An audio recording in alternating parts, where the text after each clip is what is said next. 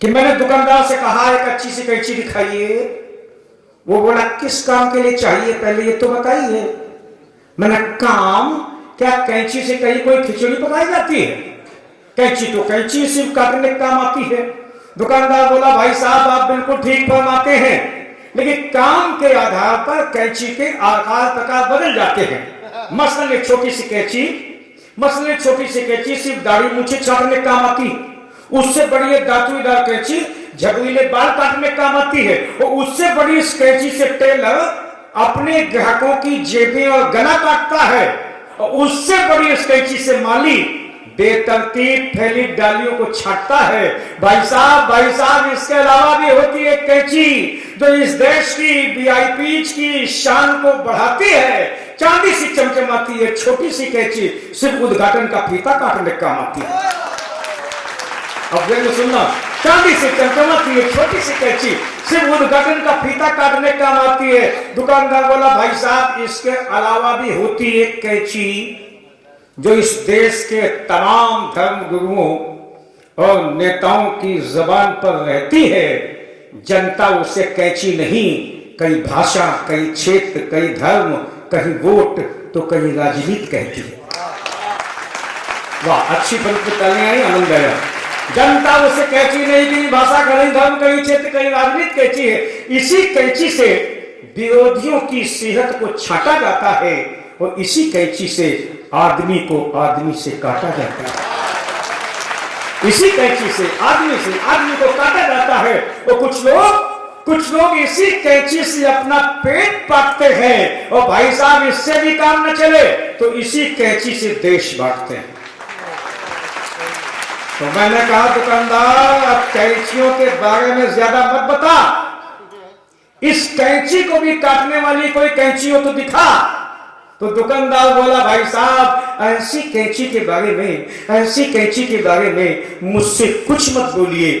ऐसी कैंची तो देश की सुस्त पड़ी 75 साल से सुस्त पड़ी जनता की मुट्ठियों में बंद है। हो सके तो एक बार जनता को जगाइए, उसकी मुट्ठियां टटोलिए। आप देखें धर्म की दुकानें लग गई, धर्म के नाम पर राजनीति होने लगा, बांटने की कोशिश की जाने लगी। हमने कहा था कि राम कृष्ण नानक बुद्धा ईसा नबी रसूल सबके सब है मानिए एक चमन के फूल। लेकिन हिंदू मुस्लिम होने लगा। तो मैंने एक छोटा सा व्यंग कहा सुनना कि पन्नों में छपे धर्म ने अक्षर से पूछा। श्रीमद् भगवद गीता, श्री रामचरितमानस, बाइबल, पाक पुराण सब पन्नों में अगर हम धारण करें माने तो धर्म, नहीं तो राजनीति हो ही गई है, दुकानदारी चल रही है। सुनेगा कि पन्नों में छपे धर्म ने अक्षर से कहा कि अनुमति हो तो बाहर घूमो, अपने तथाकथित घरों यानी कि मंदिर, मस्जिद, गुरुद्वारे के चौखटों को चूमो। तो अक्षर बोला चुप बैठ, बाहर जाएगा तो भीड़ में खो जाएगा।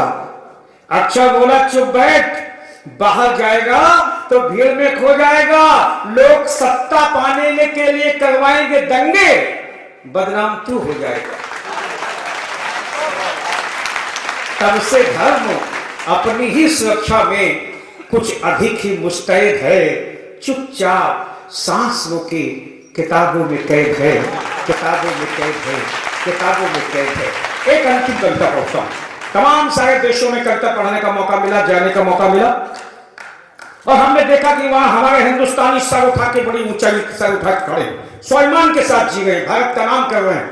आखिर वो कौन सी मजबूती है जिसके भरोसे पर हिंदुस्तान का नाम चल रहा है? मैं उस मजबूती को गाना चाहता हूं। एक बार प्रजातांत्रिक तरीके से ताली बजा के इस विशेष कविता के लिए आदेश कर दीजिए। और मैं चाहूंगा अक्षर वहां संख्या कम हो गई आपकी, कि हम नहीं भूले कल कल करती गंगा यमुना का बहना। हम दुनिया के किसी कोने में हों लेकिन अपने संस्कृति और संस्कारों को नहीं भूलते। सबसे बड़ी मजबूती हमारी ये सुनना कि हम नहीं भूले कल कल करती गंगा यमुना का बहना। और हम नहीं भूले आज भी काम वाली बाई को भी दादी, चाची, अम्मा कहना। आज भी काम वाली बाई को भी दादी, चाची, अम्मा कहना। हम हिंदुस्तानी मुसीबतों की फटी चादर, मिलजुल कर सीना जानते हैं। वैश्वीकरण बड़ा नाम शब्द है, लेकिन कहां से आया? हिंदुस्तान की, भारतवर्ष की एक अस्मिता को सामने रखता हूं कि हम हिंदुस्तानी मुसीबतों की फटी चादर, मिलजुल कर सीना जानते हैं। हम भगवान शिव शंकर के वंशधर, दुनिया को संकट से बचाने के लिए खुद जहर पीना जानते हैं। हम पड़ोस के सुख में सुखी, उसके दुख में दुखी होते हैं। हम काटने वाली कैंची कभी नहीं होते। हम जहां भी होते हैं जोड़ने वाला सुई धागा होते हैं। होगी किसी के पास आकाश को चूमने वाली इमारतें, 70 माले की बिल्डिंग, सन्नाटा। क्या फर्क है साहब विकसित देशों में, हिंदुस्तान में? दो पंक्तियां सुन लेना। फर्क ये, विकसित देश के लोग ऊंचे ऊंचे मकान बनाना जानते हैं और हम हिंदुस्तानी एक कमरे में भी घर बनाना जानते हैं। तब सुनना कि होगी किसी के पास आकाश को चूमने वाली इमारतें, सोने चांदी की स्याही से लिखी गई प्रगति की बातें, और होगी किसी के पास 3 मिनट में दुनिया खत्म कर देने वाले हथियार। लेकिन हम बहुत मजबूत, बहुत सुरक्षित, क्योंकि हमारे पास ये संस्कृति, ये संस्कार, ये रिश्ते और ये परिवार। क्योंकि हम दूध देने वाली गाय, अन्न देने वाली धरती, जल देने वाली नदी, औसत देने वाली तुलसी को भी मां मानते है। कोई देश पाकिस्तान मम्मी, उल्लू मम्मी नहीं, क्योंकि हम दूध देने वाली गाय, अन्न देने वाली तुलसी, जल देने वाली नदी और औसत देने वाली तुलसी को भी मां मानते हैं। और सबसे बड़ी बात यह कि हम माता, पिता, बुजुर्ग और गुरुओं को भगवान के बराबर जानते हैं।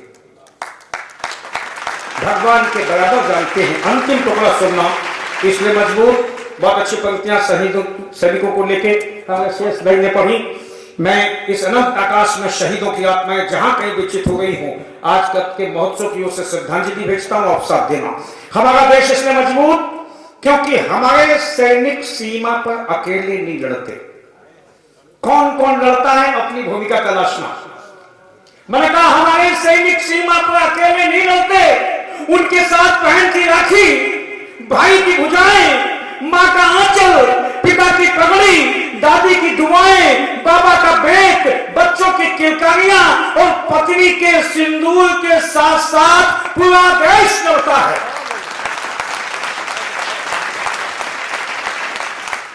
अगली पंक्ति और सावधानी से सुनेगा कि हमारे सैनिक सीमा पर अकेले नहीं लड़ते, उनके साथ बहन की राखी, भाई की भुजाएं, माँ का आंचल, पिता की पगड़ी, दादी की दुआएं, बाबा का बेट, बच्चों की किलकारियां और पत्नी के सिंदूर के साथ साथ पूरा देश लड़ता है। चाहे हमीद हो, हर दयाल या कि हरमिंदर, हर कोई मुस्कुराते हुए वतन की भेंट चढ़ता है। और शहीद सैनिक देवदूतों के साथ स्वर्ग के विमानों में उड़ते हैं। और शहीद सैनिक देवदूतों के साथ स्वर्ग के विमानों में उड़ते हैं। दुनिया में भारत एक ऐसा देश है जहां शहीदों की चिताओं पर हर वर्ष मेले जुड़ते हैं। एक प्रमाण देना हो आपको, सारी पंक्तियां सुनना। आज दुनिया के तमाम देश हमारे सैनिकों के शौर्य का लोहा मानते हैं। आज दुनिया के तमाम देश हमारे सैनिकों के शौर्य का लोहा मानते हैं, क्योंकि हमारे यहाँ की अभिनंदन चिड़िया से बाज मार गिराने का हुनर जानते हैं। अंतिम पंक्तियां विदा करना, चिड़िया से बाज मार गिराने का हुनर जानते। इसलिए सुन ले दुनिया, इसलिए सुन ले दुनिया, अब कोई हमारे प्रगति के पहियों को उल्टी तरफ मोड़ नहीं सकता। अब कोई हमारे प्रगति के पहियों को उल्टी तरफ मोड़ नहीं सकता। हम बहुत मजबूत हैं, बहुत। हम एक हैं, एक। कोई दोबारा हमें तोड़ नहीं सकता, तोड़ नहीं सकता, तोड़ नहीं सकता। बहुत बहुत धन्यवाद। बहुत